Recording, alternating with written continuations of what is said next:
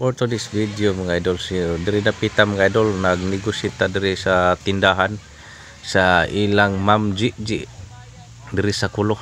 So mag-display sa ta diri og corn coffee with malunggay. So dinhi dapita nagnegosyate nako. Then after sa negosasyon nagkasabot na, so aton dayon nga display.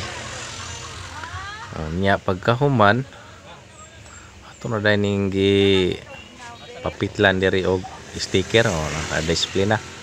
Gibitay na nato diri ang atong lamian nga kape.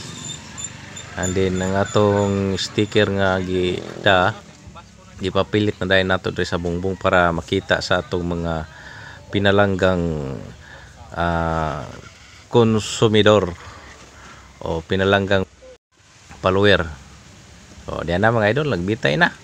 O attack na mga idol, palit na mo diri sa mga duol diri sa ilang Gigi